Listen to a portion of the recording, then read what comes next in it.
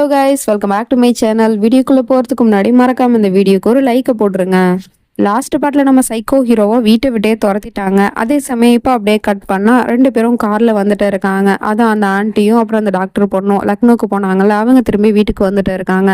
அப்போ பார்த்தா 4-5 பேர் ஒருத்தவனை போட்டு அடிச்சுட்டு அவன் கையில இருக்கிற வாட்ச், அவன் கையில இருக்கிற பணம் எல்லாத்தையுமே பிடுங்கிட்டு போயிடுறானுங்க. யாரு அப்படின்னு சொல்லிட்டு காரை ஸ்டாப் பண்ணி பார்க்கும்போது தான் தெரியுது அது அந்த சைக்கோ பைய தான் அப்படின்னு சொல்லிட்டு. அவனை பார்த்ததும் இவங்க 2 பேரும் ஷாக் ஆயிட்டு, நீ எப்படிப்பா இங்க வந்த அப்படின்னு சொல்லிட்டு அடிபட்டு அவனை ஹாஸ்பிட்டல் கூட்டிட்டு போயிட்டு இருக்காங்க. எப்படி இருந்தவன் ஒரு காலத்துல இப்படி ஆயிட்டான். இப்போ நைட் ஆடுது, கரண்ட் வேற இல்ல போல, காலிங் பெல் அடிக்கிற சவுண்ட் கேக்குது அப்படின்னு சொல்லிட்டு நம்ம ஹீரோ தான் போய் டோரை ஓபன் பண்ணி பாக்குறான். அங்க போய் பார்த்தா யாரை வீட்டை விட்டு இவன் துரத்துனானோ அவனையே திரும்ப வீட்டுக்கு கூட்டிட்டு வந்துட்டு இருக்காங்க. அதை பார்த்ததும் இவனுக்கு ஒண்ணுமே புரியல. இவனை எதுக்காக இங்க கூட்டிட்டு வந்தீங்க? நான் தான் இவனை வீட்டை விட்டு துரத்தி விட்டனே அப்படின்னு சொன்னா, அப்ப நீ தான் இவனோட இந்த நிலைமைக்கு காரணமா? எதுக்காக நீ இவனை வீட்டை விட்டு அனுப்புன அப்படின்னு சொல்லிட்டு கேட்டா அவன் இந்த மாதிரி நடந்ததெல்லாம் சொல்றான். இவன் நார்மலா இருக்கும் போது நம்ம ஆசிரமத்துக்கு போய் கலாட்டா பண்ணியிருக்கான். அங்க போய் இவனோட மனைவியை தேடி பிரச்சனை பண்ணியிருக்கான். இப்படிப்பட்ட ஒரு ஆபத்தானவனை எப்படி இந்த வீட்டுல நம்பி வச்சுக்க முடியும்? அதனாலதான் நான் இவனை வீட்டை விட்டே துரத்துனேன் அப்படிங்கிற மாதிரிலாம் சொல்லிட்டு இருக்கான். இவனை இந்த வீட்டுல இருக்க வச்சதே நான் தான். அப்படி இருக்கும் போது என்னோட சம்மந்தம் இல்லாம நீ எப்படி இவனை இந்த வீட்டை விட்டே துரத்தலாம்? அது மட்டும் இல்லாம இவன் அப்படி என்ன பெரிய கொலை குத்தம் பண்ணிட்டானா? அவனோட மனைவியை தேடி நம்மளோட ஆசிரமத்துக்கு போயிருக்கான். அப்ப அவன் மனைவி மேல அவ்வளவு பாசமா இருந்திருக்கான். அதனாலதான் அவனோட மனைவியை தேடி போயிருக்கான். இதுல என்ன தப்பு இருக்குன்னு நீ அவனை இந்த வீட்டை விட்டே துரத்துன அப்படிங்கிற மாதிரிலாம் கேட்டுட்டு இருக்காங்க. ஆனா நான் எதுக்கு சொல்ல வரேன்னு புரிஞ்சுக்கோங்க அப்படி இப்படின்னு சொன்னா அவங்க பேசவே விட மாட்டேங்கிறாங்க. போதும், வாயை மூடு. இதுக்கப்புறம் நீ என்னோட குடும்ப விஷயத்துல தலையிடாத. நான் உங்ககிட்ட எத்தனை தடவை சொல்லியிருக்கேன், என்னோட குடும்பத்துக்கும் உனக்கும் எந்த ஒரு சம்மந்தமும் இல்லை அப்படின்னு.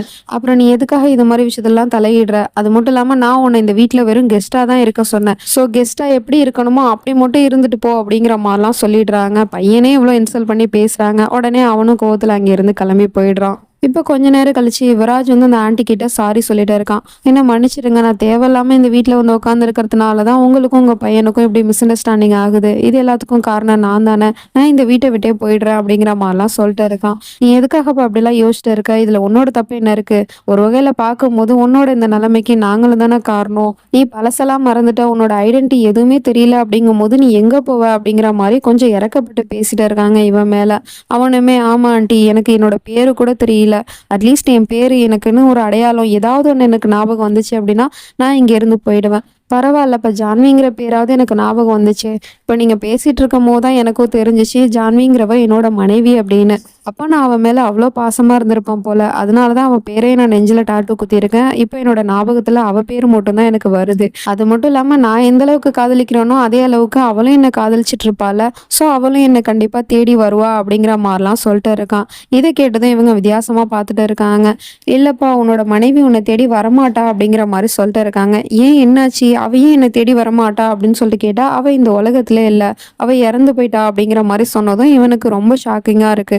என்ன சொல்லிட்டு இருக்கீங்க? எனக்குன்னு இருக்கிற ஒரே ஒரு ஜீவன் அவ மட்டும் தான் நான் நினைச்சிட்டு இருந்தேன். அப்படி இருக்கும் போது அவளும் என்னை விட்டு போயிட்டாளா? அப்போ எனக்குன்னு யார் தான் இருக்கா அந்த உலகத்துல? அப்படி இப்படின்னு சொல்லிட்டு அப்படியே ஸ்ட்ரெஸ்ல அப்படியே அழுதுட்டு இருக்கான். அப்படியே கொஞ்ச நேரத்துல மயங்கி விழுந்துடுறான். தூக்கத்துல கூட ஜான்வின்னு சொல்லிட்டு அவ பேரை சொல்லிக்கிட்டே தான் எழுந்திரிச்சிட்டு இருக்கான். அப்புறம் அந்த டாக்டர் பொண்ணு தான் சமாதானம் பண்ணி தூங்க வச்சுட்டு இருக்கா. அப்பவும் இவன் புலம்பிட்டு தான் இருக்கான். இப்ப நான் என்ன பண்றது? எனக்குன்னு இருக்கிற ஒரே ஒரு தைரியம் அந்த ஜான்விங்கிற பொண்ணு தானே, என்னோட மனைவி தானே.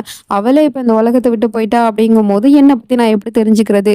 என் பேரு, என் ஊரு, என்னோட அடையாளம் என்னன்னு நான் எப்படி தெரிஞ்சுக்கிறது அப்படிங்கிற மாதிரிலாம் புலம்பிட்டு இருக்கான். அதை பத்திலாம் நீங்க எதுவும் யோசிக்காதீங்க. உங்களுக்கு பழைய விஷயம்லாம் ஞாபகம் வந்துருச்சு அப்படிங்கும் போது அப்ப நீங்க யாரு என்னன்னு உங்களுக்கு தெரிஞ்சிரும்ல. அது மட்டும் இல்லாம நாளைக்கு தான் உங்களோட சிடி ஸ்கேன் ரிப்போர்ட்டும் வருது. ஸோ கவலைப்படாம நிம்மதியா தூங்குங்க அப்படிங்கிற மாதிரிலாம் சொல்லிட்டு இருக்கா. இப்போ மார்னிங் ஆயிடுச்சு. மொத்த பேருக்கு முன்னாடி சிடி ஸ்கேன் ரிப்போர்ட்டும் வந்துருச்சு போல. அதை ஓபன் பண்ணி அந்த டாக்டர் பொண்ணு தான் பிரிச்சு பாக்குறா. அதுல அப்படி என்னதான் வந்திருக்கு அப்படின்னு தெரியல. இவ பயங்கரமான ஷாக் ரியாக்ஷன் கொடுக்குறா. என்னமாச்சு, ரிப்போர்ட்ல என்ன வந்திருக்கு அப்படின்னு சொல்லிட்டு கேட்டா இந்த ரிப்போர்ட் நார்மலா இருக்கு அப்படின்னு வந்திருக்கு. அதாவது எந்த பிளட் இன்ஜுரிஸும் இல்ல, இன்டர்னல் ப்ளீடிங்கும் இல்ல, அப்புறம் மெமரி லாஸும் இல்ல. இந்த ரிப்போர்ட் ஃபுல்லாவே நார்மல்னு தான் வந்திருக்கு அப்படிங்கிற மாதிரி சொன்னதும் அங்க இருக்கிற எல்லாருக்குமே பயங்கரமான ஷாக்கு. அதை விட ஷாக்கு நம்ம ஜான்வி, அதாவது நம்ம சியாக்கு தான். அப்போ நான் சந்தேகப்பட்டது சரிதான். அவராஜ் அப்போ இத்தனை நாளா பொய் சொல்லிட்டு இருந்திருக்கானா அப்படிங்கிற மாதிரி பார்த்துட்டு இருக்கா. அப்போ நம்ம ஹீரோ அவங்கிட்ட வந்து உன்னோட வண்டவாளெல்லாம் தண்டவாளம் ஏறிடுச்சு, இதுக்கப்புறமும் நீ நடிச்சு ஏமாத்த முடியாது யாரையும். எதுக்காகடா பொய் சொல்லிட்டு இருந்த எல்லார்கிட்டையும்? அப்போ இந்த வீட்டில் பொய் சொல்லி நீ என்னத்தை சாதிக்கணும்னு நினைச்சிட்டு இருந்த? இந்த வீட்டில் இருக்கிற எல்லாரையும் நீ ஏமாத்திட்டு இருக்கியா? இதுக்கப்புறமும் நீ இந்த வீட்டில் இருக்கக்கூடாது, வாடா போலாம் அப்படிங்கிற மாதிரி சட்டையை பிடிச்சி இழுத்துட்டு இருக்கான்.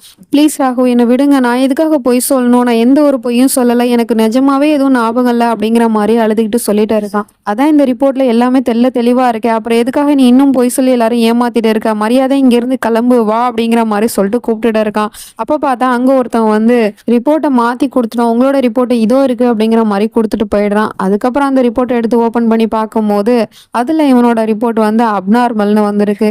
இன்னுமே இவனுக்கு சரியாகல. இப்பவும் இவனுக்கு மெமரி லாஸ் இருக்கு அப்படிங்கிற மாரி தான் வந்திருக்கு. இத கேட்டதும், "பாத்தீங்களா நான் உண்மைய தான் சொன்னேன். நான் எதுக்காக பொய் சொல்லணும்? இதுக்கப்புறமா நான் இந்த வீட்ல இருக்க விரும்பல. நான் இங்கேருந்து போறேன்." அப்படிங்கிற மாரி சொல்லிட்டு அவன் இங்கேருந்து கிளம்புனா, "கொஞ்சம் ஒரு நிமிஷம் இருப்பா" அப்படின்னு சொல்லிட்டு அவன ஸ்டாப் பண்ணிட்டு, "இங்கேருந்து நீ போக்கூடாது. இங்கேருந்து போனோம் அப்படின்னா அது ராகவ் தான்." அப்படிங்கிற மாரி சொன்னதும் அவனும் கோவத்துல அங்கேருந்து கிளம்பி போயிடுறான். இப்போ நைட் ஆயிடுது. இங்க இந்த பையன் என்ன பண்றதுன்னு தெரியாம யோசிச்சுட்டு இருக்கான். அப்ப பார்த்தா ஏதோ ஒரு குரல் கேட்குது.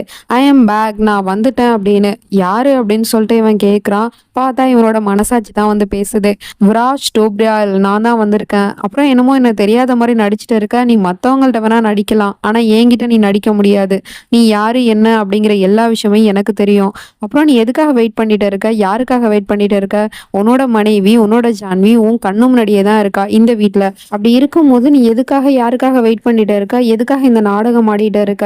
அவள இங்கேருந்து கூட்டிட்டு போ. மணாலிக்கு கூட்டிட்டு போ. உன்னோட வீட்டுக்கு கூட்டிட்டு போ." அப்படிங்கிற மாரிலாம் சொல்லிட்டு இருக்கான். எப்ப எத பண்ணணும்னு எனக்கு நல்லா தெரியும். நீ எனக்கு சொல்லிக் குடுக்காத. ஜஸ்ட் வெயிட் அண்ட் வாட்ச் அப்படிங்கிற மாரிலாம் சொல்லிட்டு இருக்கான். அப்போ இவன் இவ்வளோ நாளா நடிச்சுட்டு தான் இருந்திருக்கான் போல.